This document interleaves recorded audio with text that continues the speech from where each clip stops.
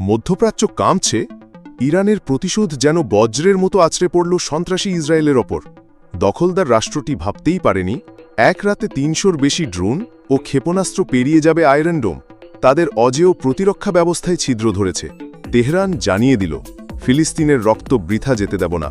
ইসরায়েলের সামরিক ঘাঁটি, বিমান ঘাঁটি, এমনকি গোয়েন্দা স্থাপনাও ভয়াবহভাবে ক্ষতিগ্রস্ত।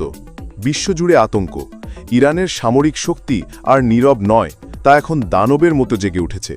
এই প্রথমবার ইসরায়েল দেখল, প্রতিরোধ শুধু গাজা থেকে নয়, প্রতিরোধ আসে পাহাড় পেরিয়ে, সাহস আর ইমানের ঝড় নিয়ে।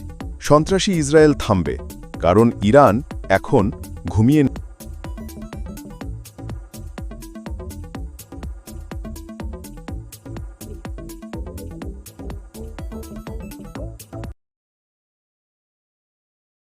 আলোর বিপ্লব টিভি, এবিটিভি, ইসলাম দেশ মানবতার পক্ষে।